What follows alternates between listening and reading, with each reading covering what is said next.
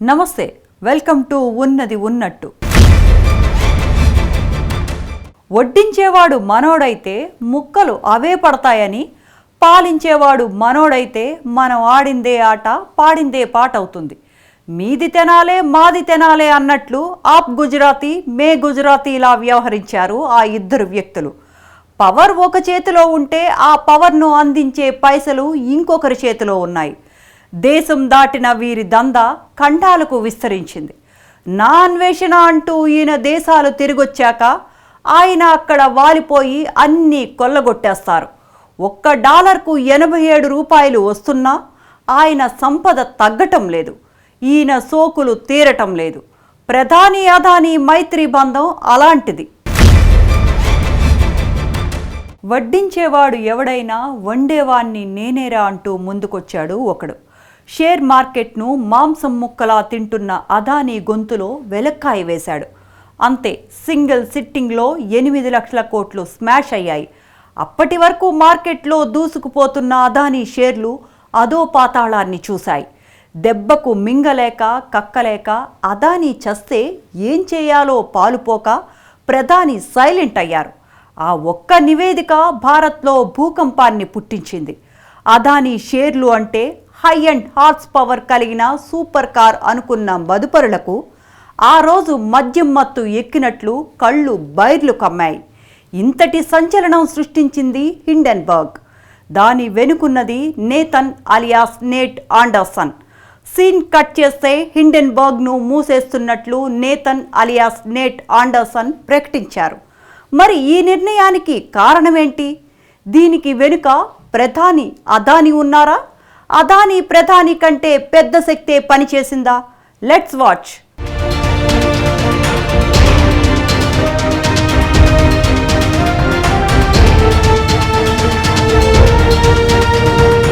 Hindenburg భారత్లో పెద్దగా పరిచయం అక్కర్లేని పేరు. 2023లో హిండెన్బర్గ్ సృష్టించిన సంచలనం అంతా ఇంతా కాదు. 38 ఏళ్ల ఓ అంబులెన్స్ డ్రైవర్, అతని సంస్థ ఇచ్చిన నివేదిక భారత్లో భూకంపమే సృష్టించింది. భారత స్టాక్ మార్కెట్లు వణికిపోయాయి. కేవలం 2 ట్రేడింగ్ సెషన్లలో 10 లక్షల కోట్లకు పైగా ఇన్వెస్టర్ల సంపద ఆవిరైపోయింది. ప్రపంచంలోనే అతిపెద్ద కుబేరుడైన గౌతమ్ అదానీ సామ్రాజ్యం ఆ రిపోర్ట్ దెబ్బకు కుప్పకూలిపోయింది. ఒక్క రిపోర్ట్ దెబ్బకు 10 లక్షల కోట్లకు పైగా ఇన్వెస్టర్ల సంపద ఆవిరై దలాల్ స్ట్రీట్ ఎరిపెక్కింది. ప్రపంచ కుబేరుల జాబితాలో టాప్లో ఉన్న అదానీ గ్రూప్కు కోలుకోలేని దెబ్బ తగిలింది. ఆ ఏడాది ప్రపంచ కుబేరుల లిస్టులో 3వ స్థానం నుంచి 7కు పడిపోయారు అదానీ.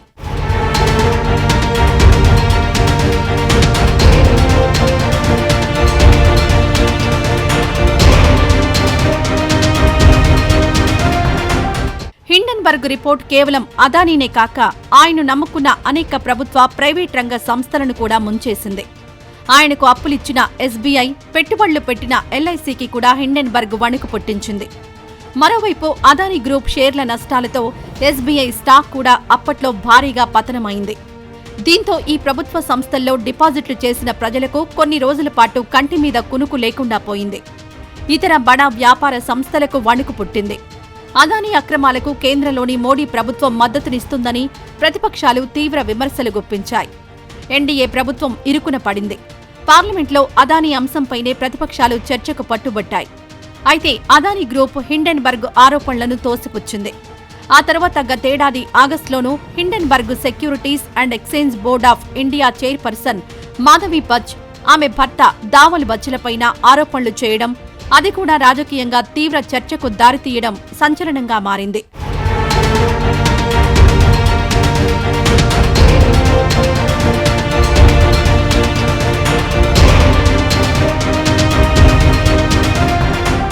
ఏకంగా సెబీ చైర్పర్సన్ మాధవీపురి బచ్పై హిండెన్బర్గ్ చేసిన ఆరోపణలు మార్కెట్ను ఒక్క కుదుపు కుదిపాయి. అదానీ గ్రూప్ సంస్థల షేర్ల విలువలు కృత్రిమంగా పెంచేందుకు వినియోగించిన మారిషన్ ఫండ్లలో మాధవీపురి, ఆమె భర్తకు వాటాలున్నాయని హిండెన్బర్గ్ తాజాగా ఆరోపించింది. అదానీకి చెందిన మారిషన్, ఆఫ్ షోర్ షెల్ సంస్థల వివరాలను తెలుసుకోవడంలో సెబీ ఆసక్తి చూపకపోవడం తమను ఆశ్చర్యపరిచిందని పేర్కొంది. గౌతమ్ అదానీ సోదరుడు వినోద్ అదానీ నియంత్రణలో కొన్ని ఆఫ్ ఓర్ బెర్ముడా, మారిషన్ ఫండ్లో మాధవీపురి, ఆమె భర్త దావల్ బచ్చులకు వాటాలున్నాయని హిండెన్బర్గ్ పేల్చిన బాంబు పార్లమెంట్ను సైతం కుదిపేసింది.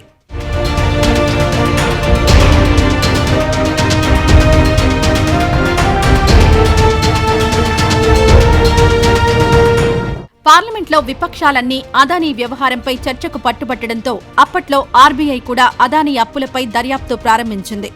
స్థానిక బ్యాంకులకు కీలక ఆదేశాలిచ్చింది. అదానీ గ్రూప్ ఆఫ్ కంపెనీలు ఎంత మేర రుణాలు తీసుకున్నాయి, వాటి వివరాలనివ్వాలని ఆర్బీఐ ప్రభుత్వం, ప్రభుత్వేతర బ్యాంకులకు సూచించినట్లు అప్పట్లో కథనాలు వెలువడ్డాయి. పార్లమెంట్లో అదానీ వ్యవహారంపై విపక్షాలు పార్లమెంట్ను స్తంభింపజేశాయి. దాదాపు ఆ ఏడాది పార్లమెంట్ సమావేశాలన్నీ హిండెన్బర్గ్ రిపోర్ట్, అదానీ వ్యవహారం చుట్టూనే తిరిగినా దీనిపై కేంద్ర ప్రభుత్వం చర్చకు పెద్దగా సుముఖత చూపించలేదు.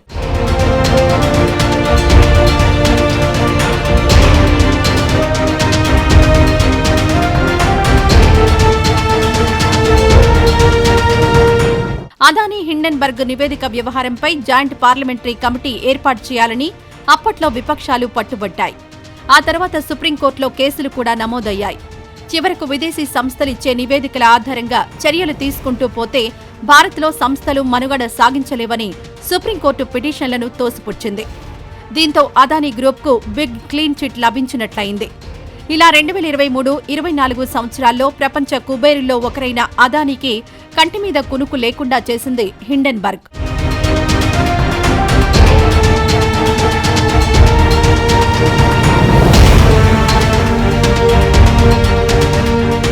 భారత్లో ఇంత సంచలనం సృష్టించిన హిండెన్బర్గ్ సంస్థను మూసివేస్తున్నట్లు సంస్థ వ్యవస్థాపకుడు నాథన్ అండర్సన్ సంచలన ప్రకటన చేశాడు.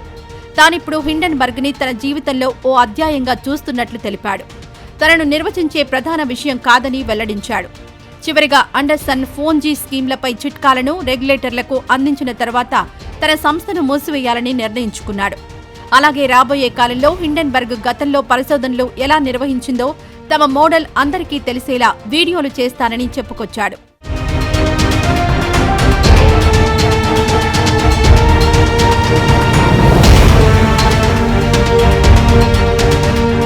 మరి భారత్లో ఇంత సంచలనం సృష్టించిన హిండెన్బర్గ్ ఎందుకు మూతపడుతుంది? హిండెన్బర్గ్ మూసివేయటం వెనుక ఎవరున్నారు? అమెరికాలో ప్రభుత్వం మారుతుండటంతోనే హిండెన్బర్గ్ మూతపడుతుందా? ట్రంప్ దెబ్బకు పరిశోధనా సంస్థలకు వణుకు పుడుతుందా? Let's watch.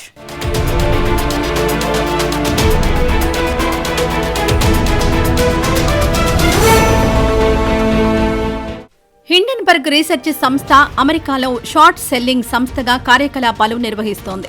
న్యూయార్క్ కేంద్రంగా పనిచేస్తున్న ఈ సంస్థ ఆయా కంపెనీలపై రీసెర్చ్ చేస్తోంది. నాథన్ అండర్సన్ 2017లో ఈ సంస్థను స్థాపించాడు. అప్పట్నుంచి సంచలనాలకు కేంద్ర బిందువుగా మారింది హిండెన్బర్గ్. దీని ముఖ్య ఉద్దేశం ఆర్థిక రంగంలో విపత్తులను గుర్తిస్తుంది, పెట్టుబడులు, రుణాలను విశ్లేషిస్తుంది. వీటితో పాటు ఫైనాన్షియల్ ఫోరెన్సిక్ రీసెర్చ్ సేవలను కూడా అందిస్తుంది. పెద్ద కంపెనీల్లో అవకతవకలు, దుర్వినియోగం వంటి వాటిని పసిగడుతుంది. అలాగే షార్ట్ సెల్లింగ్లో పెట్టుబడులు పెడుతుంది.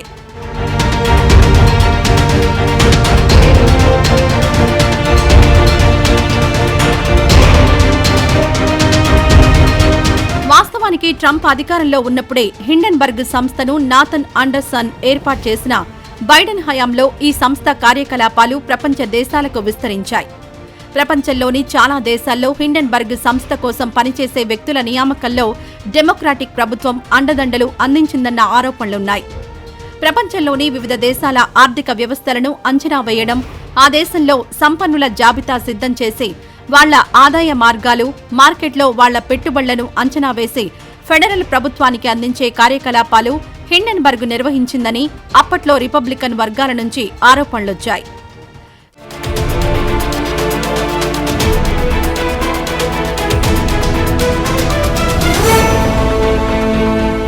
స్వతంత్ర పరిశోధనల ముసుగులో విదేశీ ఆర్థిక వ్యవస్థలలో ఆర్థిక అస్థిరతను సృష్టించేందుకు బైడెన్ ప్రభుత్వం వ్యూహాత్మకంగా ఇలాంటి సంస్థలకు మద్దతిచ్చిందన్న ఆరోపణలున్నాయి. విదేశీ మార్కెట్లను దెబ్బతీసేందుకు ఆయా దేశాలకు చెందిన బడా కంపెనీల్లో అవకతవకలున్నాయంటూ ప్రచారం చేయించారని కథనాలు కూడా వెలువడ్డాయి. అయితే ఇలాంటి సంస్థలను ట్రంప్ ప్రోత్సహించకూడదని నిర్ణయించుకున్నట్లు తెలుస్తోంది. ఇన్నాళ్లు డెమోక్రాట్ల కోసం పనిచేసిన ఏ స్వతంత్ర సంస్థ ఉండకూడదని ఆదేశించినట్లు ప్రచారం జరుగుతోంది.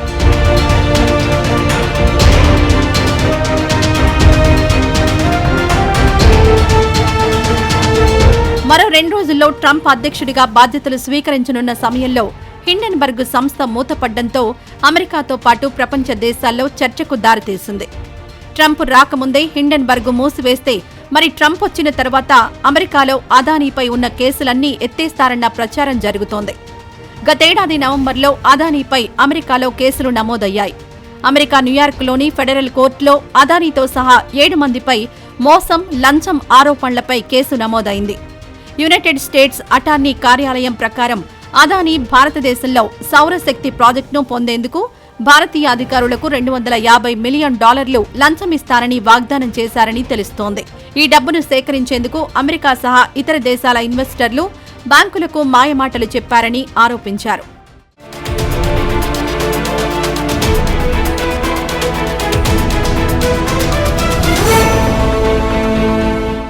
$1 బిలియన్ విలువైన కాంట్రాక్టులను పొందేందుకు భారత ప్రభుత్వ అధికారులకు లంచం ఇచ్చేందుకు నిందితులు రహస్య పథకం పన్నారని అమెరికా అటార్నీ బ్రియాన్ పీస్ అభియోగాల్లో పేర్కొన్నారు. దీని గురించి అనేక మందిని చీకట్లో ఉంచారని ప్రస్తావించారు.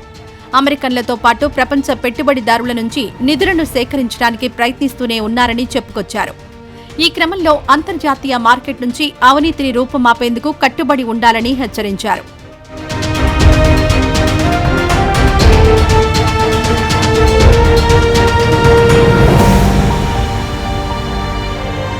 ప్రధానికి అదానీ అత్యంత సన్నిహితుడు, ప్రధానికి ట్రంప్ అత్యంత సన్నిహితుడు. ఈ సాన్నిహిత్యమే హిండెన్బర్గ్ మూతకు కారణమైందన్న ప్రచారం సాగుతోంది. మోడీ కోరిక మేరకే ట్రంప్ హిండెన్బర్గ్ పై కక్ష కట్టారని తెలుస్తోంది. భారత్, యూరోపియన్ స్టాక్ మార్కెట్లను మాత్రమే కాదు, భవిష్యత్తులో అమెరికా స్టాక్ మార్కెట్ను హిండెన్బర్గ్ తీవ్రంగా ప్రభావితం చేయగలదన్న ముందస్తు సమాచారంతోనే ట్రంప్ హిండెన్బర్గ్ను దగ్గరుండి మూసివేయించారని తెలుస్తోంది. ఈ మూసివేత వెనుక అదానీ, ప్రధానితో పాటు ట్రంప్ వ్యక్తిగత కారణాలు కూడా ఉన్నాయని అంటున్నారు.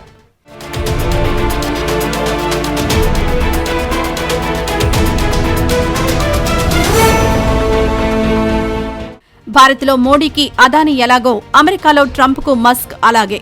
అమెరికా మార్కెట్లలో ప్రస్తుతం మస్క్ కంపెనీలకు చెందిన షేర్లు దూకుడు కొనసాగిస్తున్నాయి. స్పేస్ ఎక్స్తో పాటు టెస్లా షేర్లు దూసుకుపోతున్నాయి. ఈ తరుణంలో డెమోక్రాట్లకు అనుకూలంగా పనిచేసి మస్క్ను అమెరికా మార్కెట్లో హిండెన్బర్గ్ దెబ్బతీసే ప్రమాదం ఉంది. ఈ నేపథ్యంలో తాను అధికారంలోకి రాకముందే హిండెన్బర్గ్ను ట్రంప్ తొక్కేసినట్లు ప్రచారం జరుగుతోంది.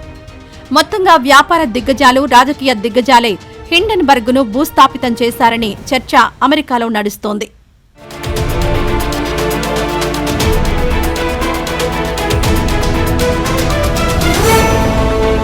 భారత్తో పాటు విదేశాల్లోని పలు సంస్థలు మోసాలు, తప్పుడు కార్యకలాపాలకు పాల్పడ్డాయనే ఆరోపణలతో నివేదికలు బయటపెట్టిన హిండెన్బర్గ్ సంస్థకు ఆ పేరు ఎలా వచ్చింది? హిండెన్బర్గ్ను స్థాపించిన నేట్ ఆండర్సన్ నేపథ్యం ఏంటి? సంస్థ లేకుండానే వివిధ దేశాల్లోని స్టాక్ మార్కెట్లో జరుగుతున్న అవకతవకలను ఆయన బయట పెట్టగలరా?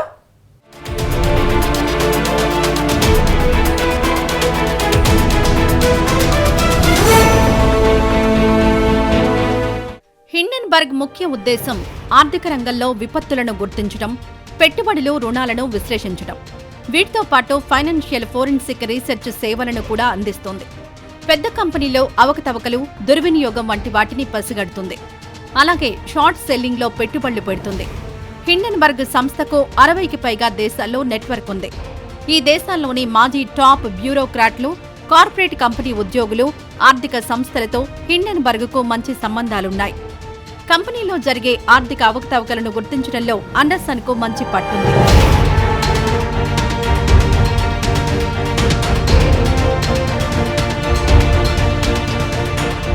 కార్పొరేట్ ప్రపంచంలో అతిపెద్ద కుంభకోణంగా చెప్పుకునే బెర్నీ మడాఫ్ మోసపూరిత లావాదేవీల గుట్టును విప్పిన వారిలో ఒకరైన హారీ మార్కో పోలోస్తో కలిసి అండర్సన్ ప్లాటినం పార్ట్నర్స్ అనే సంస్థపై దర్యాప్తు కోసం చేశారు. ఇదే సమయంలో షార్ట్ సెల్లింగ్, పెట్టుబడులు, రుణాలు, డెరివేటివ్లను విశ్లేషించడం, ఆర్థిక మోసాల గురించి లోతుగా అధ్యయనం చేశాడు. ఆ తర్వాతే హిండెన్బర్గ్ కంపెనీని ఏర్పాటు చేశాడు. 2023లో అదానీ తర్వాత ట్విట్టర్లో సహా వ్యవస్థాపకుడు జాక్ డోర్సే సంస్థ బ్లాక్ ఇంక్ను కూడా హిండెన్బర్గ్ లక్ష్యంగా చేసుకుంది. అండర్సన్ వెలువరించిన మరో నివేదికతో కార్ల్ ఇకాన్ సంపద ఒక రోజులో $10 బిలియన్ పైగా పడిపోయింది. బ్లూంబెర్గ్ బిలియనీర్స్ ఇండెక్స్ ప్రకారం బిలియనీర్ల జాబితాలో కార్ల్ ఇకాన్ 58వ స్థానం నుండి 119వ స్థానానికి పడిపోయాడు.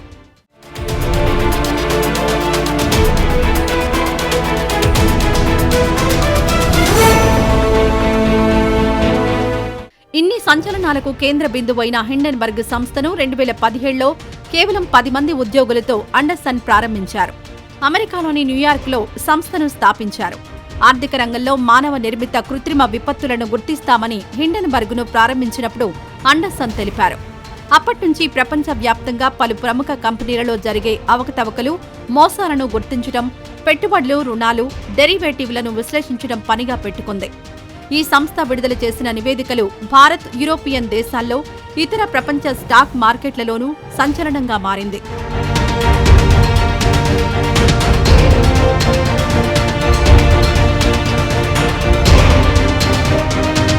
హిండెన్బర్గ్ను స్థాపించిన అండర్సన్ గురించి ప్రపంచానికి పెద్దగా తెలియదు. అంతర్జాతీయ వాణిజ్యంపై డిగ్రీ చేసిన అండర్సన్ ఆ తర్వాత ఇజ్రాయెల్లో అంబులెన్స్ డ్రైవర్గా పనిచేశాడు. అనంతరం అమెరికా వచ్చి సాఫ్ట్వేర్గా పనిచేశాడు. హిండెన్ ప్రారంభానికి ముందు రీ మార్కో పోలోస్తో కలిసి ఓ సంస్థపై దర్యాప్తు చేశాడు.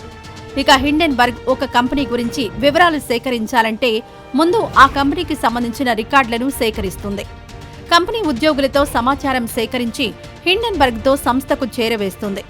ఆ తర్వాత కంపెనీ షేర్లలో షార్ట్ పొజిషన్లను తీసుకుంటాయి. ఆ కంపెనీ విలువ పతనమైనప్పుడు హిండెన్బర్గ్కు ఆదాయం సమకూరుతుంది. 2020లో ఇలానే ఈ సంస్థ రీసెర్చ్ చేసింది. దీంతో నికోలా కార్పొరేషన్ కంపెనీ విలువ 40% పడిపోయింది. 2017 నుంచి పలు కంపెనీలపై ఈ సంస్థ రీసెర్చ్ చేసింది.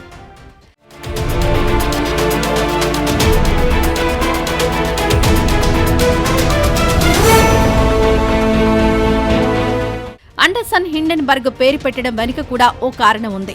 1937లో జర్మనీలో హిట్లర్ పాలన సాగుతోంది. అప్పుడు హిండెన్బర్గ్ పేరుతో ఒక ఎయిర్ షిప్ ఉండేది. హిట్లర్ కన్నా ముందు జర్మనీ ప్రెసిడెంట్గా ఉన్న పాల్ వాన్ హిండెన్బర్గ్ పేరు పెట్టిన ఆ ఎయిర్ షిప్ వెనుక భాగంలో నాజీలను సూచించే స్వస్తి గుర్తు ఉండింది. ఆ నౌకను అమెరికాలోని న్యూజెర్సీలో భూమిపై నుంచి చూస్తున్న వారికి ఒక అసాధారణ దృశ్యం కనిపించింది. ఒక భారీ పేలుడు సంభవించి ఆకాశంలోని హిండెన్బర్గ్ స్పేస్ షిప్ మంటల్లో చిక్కుకుంది. ప్రజల అరుపులు వినిపించాయి. అంతలోనే ఎయిర్ షిప్ నేలపై పడింది. కేవలం 30 సెకన్లలోపే అంతా ధ్వంసమైంది.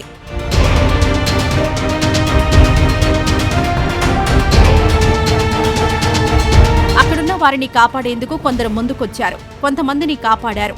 అప్పటికే చాలా ఆలస్యం కావడంతో మరికొంతమందిని కాపాడలేకపోయారు. మండుతున్న అంతరిక్ష నౌక నుంచి వచ్చిన పొగలతో ఆకాశం చీకటిగా మారింది. ఆ నౌక బూడిదగా మారిపోయింది. అందులో 16 హైడ్రోజన్ గ్యాస్ బెలూన్లున్నాయి. ప్రమాద సమయంలో దాదాపు 100 మంది అందులో కూర్చుని ఉన్నారు. ఈ దుర్ఘటనలో 35 మంది చనిపోయారు. హైడ్రోజన్ బెలూన్లతో నడిచే ఇలాంటి ఎయిర్ షిప్ ప్రమాదాలు గతంలోనూ జరిగాయని, వాటి నుంచి గుణపాఠాలు నేర్చుకుని ఉంటే ఈ ప్రమాదం జరిగేదే కాదని అందరూ భావించారు. గౌతమ్ అదానీపై నివేదికను వెలువరించిన పరిశోధన కంపెనీ హిండెన్బర్గ్ పేరు కూడా ప్రమాదానికి గురైన ఈ స్పేస్ షిప్ స్ఫూర్తితోనే వచ్చింది.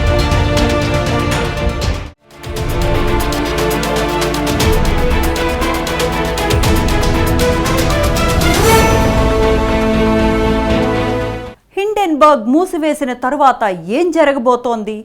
హిండెన్బర్గ్ వ్యవస్థాపకుడు ఆండర్సన్ ఏం చేయబోతున్నారు? అమెరికాలో కొలువుదీరనున్న రిపబ్లికన్ ప్రభుత్వానికి హిండెన్బర్గ్ లాంటి సంస్థ అవసరముందా? ఇలాంటి సంస్థల వల్ల అమెరికాకు ఎలాంటి లాభం జరుగుతుంది? దాని ప్రభావం భారత్పై ఎలా ఉండబోతోంది? Let's watch.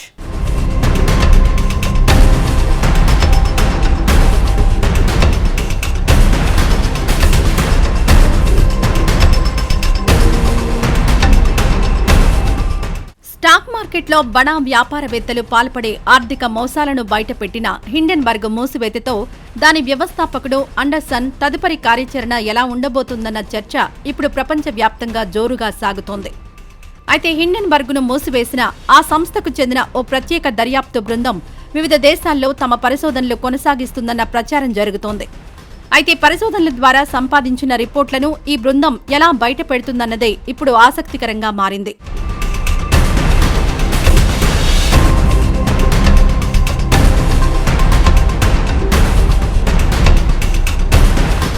హిండెన్బర్గ్ వాస్తవికంగా మూతపడిన అండర్సన్ తన బృందంతో వెనకుండి అంతా నడిపిస్తారని అమెరికా స్టాక్ మార్కెట్ నిపుణులు అభిప్రాయపడుతున్నారు.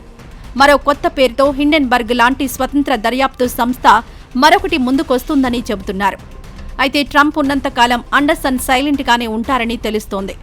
అమెరికాలో పాలన మారితే తప్ప అండర్సన్ తన పరిశోధనలను కొనసాగించే అవకాశం లేదని అంటున్నారు.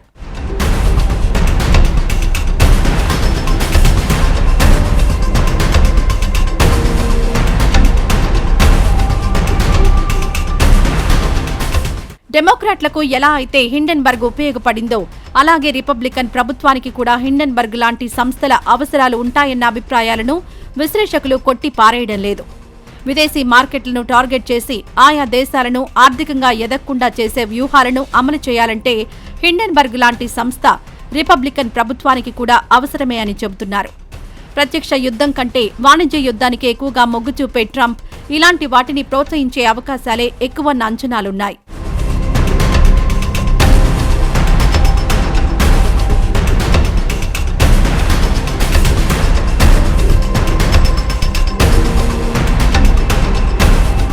ట్రంప్ కోటరీలో ఇప్పటికే మస్క్తో పాటు వివేక్ రామస్వామి వంటి దిగ్గజ వ్యాపారవేత్తలున్నారు. ఈ వ్యాపారవేత్తల సంస్థలకు చెందిన కంపెనీల షేర్లకు మరే ఇతర షేర్లు పోటీకి రాకుండా చేయాలంటే హిండెన్బర్గ్ వంటి కంపెనీలను పావుగా వాడుకోవాలి. మిత్రులకు కాపు కాసేందుకైనా ఇలాంటి షార్ట్ సెల్లర్ సంస్థల అవసరాలు ట్రంప్కు ఎక్కువగా ఉన్నాయని తెలుస్తోంది. ఇలాంటి అనేక రాజకీయ ఇబ్బందులను గుర్తించిన తర్వాత అండర్సన్ తన సంస్థను మూసివేసినట్లు ప్రకటించారని మార్కెట్ నిపుణులు అంటున్నారు.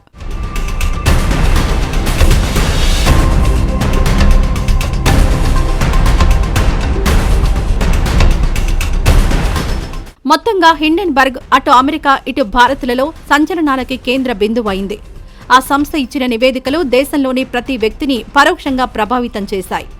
ఇలాంటి సంస్థ మరోసారి ఏ రూపంలో వస్తుందన్న ఆందోళనలు అయితే బిలియనీర్లలో ఉన్నాయి. ఇలాంటి సంస్థలు ఉంటేనే మార్కెట్లో కృత్రిమంగా షేర్లకు హైప్ ఇచ్చే వ్యక్తుల బాగోతాలు బట్టబయలవుతాయని మరికొందరు అభిప్రాయపడుతున్నారు. మొత్తంగా చరిత్ర సృష్టించిన హిండెన్బర్గ్ చరిత్రలో కలిసిపోయింది.